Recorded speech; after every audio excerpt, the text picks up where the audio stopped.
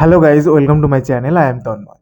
জি5 এর নতুন সিরিজ অভিরূপ ঘোষাল পরিচালিত এবং স্বস্তিকা, শ্রুতি দাস, শ্রেয়া ভট্টাচার্য এবং অনির্বাণ চক্রবর্তী অভিনীত নতুন যে সিরিজটা কালী পডকাস্ট, সেটার রিভিউ করব। এখন এই সিরিজটা কীরকম লাগলো? প্রথমত বলি, সিরিজটা 7 এপিসোডের, ওই প্রত্যেকটা এপিসোড 20 থেকে 25 মিনিটের মধ্যেই ঘোরাফেরা করছে।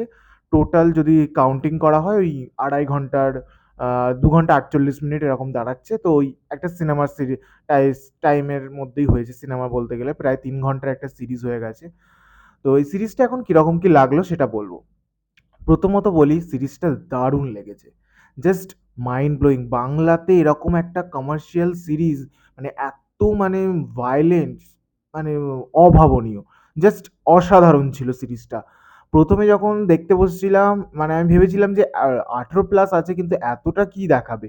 তারপর যখন সিরিজটা দেখতে শুরু করলাম, মানে অভিনব, জাস্ট অভিনব। আমি সিরিজটার একটু গল্পটা সম্পর্কে বলি প্রথমে।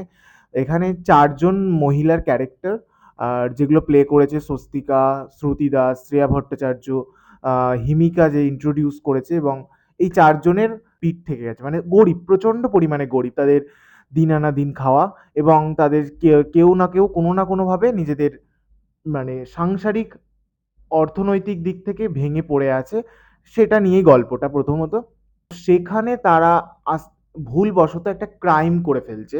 সেই ক্রাইমটার সাথে তারা ডিল করতে, করতে ক্রাইম ওয়ার্ল্ডে ঢুকে যায়, এবং সেটা করতে, করতে তারা পুরো জিনিসটার সাথে কিভাবে ইন্ট্রোডিউস হচ্ছে এবং সেখান থেকে কিভাবে আবার বেরিয়ে আসছে, এসব সমস্ত কিছু জানতে গেলে সিরিজটা আপনাদের দেখে নিতে হবে। তো এখন এই সিরিজটা কিরকম কি লাগলো? সিরিজটা যেটা আমি বলব, প্রথমে হচ্ছে ব্যাকগ্রাউন্ড স্কোর। প্রত্যেকটা জায়গায় ব্যাকগ্রাউন্ড স্কোর অভাবনীয়। এটা কিন্তু পয়েন্টেবল। এই জায়গাটা যদি আমি মিস করি, তবে মানে সিরিজটা, মানে ব্যাকগ্রাউন্ড স্কোরটা কিন্তু মাইন্ড ব্লোয়িং। যে জায়গাগুলো, যেরকম ব্যাকগ্রাউন্ড স্কোর। একটা কমেডি সিন আছে যেটা অসাধারণভাবে আমার সাথে ওয়ার্ক করেছে। তো সেই কমেডি সিনটা বলি। সেটা হচ্ছে যে, ওই সিনটা আপনারা দেখলে বুঝতে পারবেন। একটা মানে ক্রাইমেরই স্পটে, তো ওখানে মানে শুয়ে আছে মৃতদেহটা, যে শুয়ে আছে, এবার মৃতদেহটাতে অজ্ঞান হয়ে আছে, যে আনফরচুনেটলি ওর জ্ঞান ফিরে আসবে, ওই জিনিসটা মানে অভাবনীয়। মানে হঠাৎ করে একটা মরা মানুষ জেগে উঠছে, ওই জায়গাটা কিন্তু মানে ওরা ভেবেছে মরে গেছে, বাট ওই জায়গাটা যেখানে স্বস্তিকা আর শ্রুতি দাস ছিল, ওই দুজনের, এবং তার সামনে হঠাৎ করে মরাটা, যেভাবে জ্ঞান ফিরে আসছে এবং উঠে বসছে, ওই জায়গাটা অভাবনীয় ছিল, এবং ওই জায়গাটা কমেডিটা ভালো ওয়ার্ক করেছে। মানে ওই জায়গাটা কমেডি করার জন্য এরকম স্ট্রাকচার করা হয়েছিল, এবং সেটা ভালোভাবে ওয়ার্ক করেছে। আর শেষে একটা ক্যামিও আছে, মানে ক্যামিওটা বলতে ওই যে ওই জিনিস হিসেবে ক্যামিও করছে, ওইটা জাস্ট অসাধারণ ছিল। ওটা আচমকা এসেছে, এবং আসাতে ওটা আমার ভালো সারপ্রাইজ লেগেছে, এবং জাস্ট ভালো লেগেছে। তো আর একটা জিনিস যেটা সবচেয়ে ভালো ইম্পর্টেন্ট, যে প্রত্যেকটা যে 4 জন ক্যারেক্টারকে দেখিয়েছে, 4 জন মহিলার গল্প যেটা নিয়েছে, সে প্রত্যেকটা 4 জন মহিলারই নিজেদের পার্সপেক্টিভ থেকে প্রত্যেকের আলাদা আলাদা স্ট্রাগেল আছে, সেটা দেখিয়েছে। সেটা ভালো লেগেছে। যে 4 জনেরই যে নিজেদের স্ট্রাগেলটা রয়েছে, তারা নিজেরা প্রত্যেকে যে প্রতিনিয়ত স্ট্রাগল করছে। কেউ নিজের ছেলের জন্য, কেউ নিজের মেয়ের জন্য, কেউ নিজের আহ, সংসার চালানোর জন্য। প্রত্যেকটা স্ট্রাগল ডিফারেন্ট ডিফারেন্ট, এবং তাদেরকে সমানভাবে স্পেস দেওয়া হয়েছে। যে না, একজনকে স্পেসিফিক বেশি দেখিয়ে দিয়েছে, একজনকে কম দেখিয়েছে না, 4 জনেরকেই সেম স্পেস দেওয়া হয়েছে, এবং 4 জনের যে অর্থের দরকার সেই কারণটাও দেখিয়েছে। তারা কতটা পরিমাণে কেন ডেসপারেট হয়ে এই ওয়ার্ল্ডের সাথে আস্তে আস্তে নিজেদেরকে জড়িয়ে ফেলছে, তো সেটা দেখিয়েছে। আর একটা জিনিস যেটা আমার এই সিরিজটাতে খুব একটা পছন্দ হয়নি, যে পুলিশ পুলিশটাকে এখানে আমার মনে হলো জোকারের মতো জাস্ট রাখা হয়েছে। পুলিশের কোনো কাজ নেই, জাস্ট গল্পে দরকার তাই এখানে ইন্ট্রোডিউস করা হলো পুলিশ। পুলিশটা জাস্ট আমার মনে হলো কোনো কাজই নেই। জাস্ট পুলিশটা জোকস মারছে, কোনো জোকসে কোনো কমেডি তো ওয়ার্কই করছে না। তার কমেডিগুলো কিন্তু আমার একটা ওয়ার্ক করে না, এবং তার সাথে যে একটা চেলা রেখেছে, সেই চেলাটারও কোনো কাজ নেই আমার মনে হচ্ছে। যে তারা জাস্ট সঙের মতো একটা করে সিন তাদেরকে দেওয়া হয়েছে, জাস্ট কাজ করছে। এটা আমার কিন্তু ওই পুলিশ যে জায়গাটা ছিল, ইন্ট্রোডাকশন টেবিল হ্যান ত্যান, এই জায়গাগুলো আমার একটা ওয়ার্ক করে না। পুলিশটা কমেডি করছে, বাট একটা কমেডিও ওয়ার্ক করছে না আমার জন্য, কেন জানি না। বাট এরা 4 জন যতক্ষণ স্ক্রিনে আসছে, মাইন্ড ব্লোয়িং। আর খিস্তি কি লেভেলের আছে, মানে জাস্ট এই সিরিজটা আমি সবার আগে বলবো যে যদি যারা দেখবেন, অবশ্যই যারা সবাই দেখবেন, ভালো সিরিজ হয়েছে।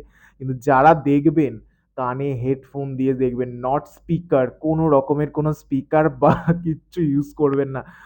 প্রচণ্ড পরিমাণে খিস্তি রয়েছে।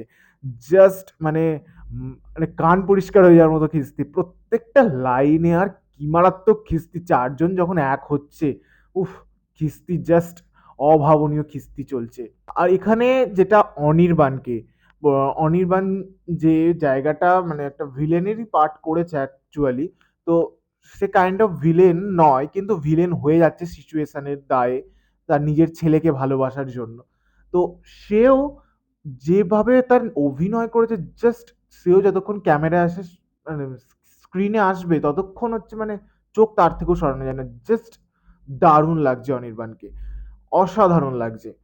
ও উনি অসাধারণ অভিনয় করেন। জাস্ট সেটা এখানে ফুটিয়েছে। আর জাস্ট তার লুকটা দেওয়া হয়েছে সেটাও ভালো লাগছে। মানে দেখেই ভয় লাগবে। ১ম দেখাতেই সেটা ভয় লাগবে। তো সেটা খুবই ভালো লাগছে। আ তার সাথে হচ্ছে এদের ৪ জনের যে অভিনয়টা জাস্ট নিজেদের জায়গা থেকে একদম মাইন্ড ব্লোয়িং, এবং সিরিজটা একটা জায়গাতেও আমাকে বোর ফিল করায়নি। প্রত্যেকটা জায়গা টানটান, এবং কোনো জায়গা মনে হয় না যে এক্সট্রা ছিল, এই জায়গাটা দরকার নেই। হ্যাঁ, এক্সট্রা ছিল, যে জায়গাটা মনে হচ্ছে পুলিশের পোরশনটা এক্সট্রা। পুলিশের যেটা আমি বলছিলাম যে ইনভেস্টিগেশনটা যেন হচ্ছে না।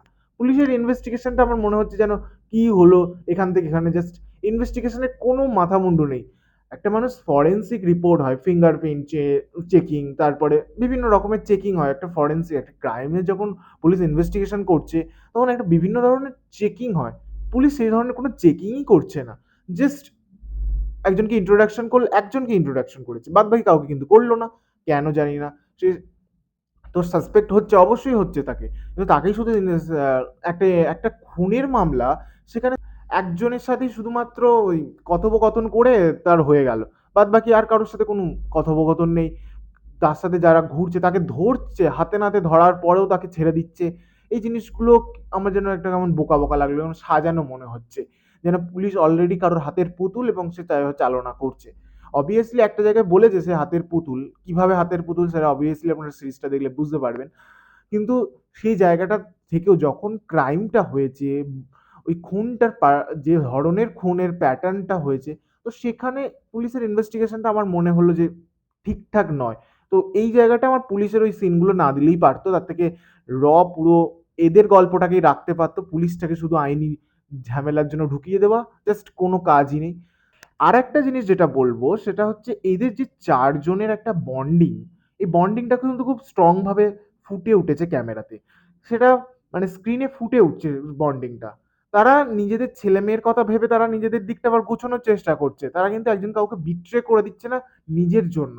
তার ছেলেমেয়ের ভালোর জন্য তারা নিজেদেরকে বন্ধুদেরকে বিট্রে করছে। বাট তারাও কিন্তু একসময় বিট্রে করার পরেও কিন্তু রিয়ালাইজ করছে যে তারা বিট্রে করেছে। তো সেই জিনিসগুলো খুব ভালো লাগছে, কারণ তারা রিয়ালাইজ করতে পারছে এবং সেইটা যে নিজের জন্য নয়, নিজের ছেলে-মেয়েদের জন্য করছে। এটা খুব মানে স্ট্রং পয়েন্ট একটা। ভালো এটা ভালো স্ক্রিনে ফুটে উঠেছে, ভালোভাবে ওয়ার্ক করছে। তো এই সিরিজটা আপনাদের কিরকম লাগলো অবশ্যই কমেন্টে জানাবেন। ভিডিওটা ভালো লাগলে অবশ্যই like, comment, share and subscribe করে পাশে থাকবেন। দেখা হচ্ছে নেক্সট ভিডিওতে। ততক্ষণ টেক কেয়ার।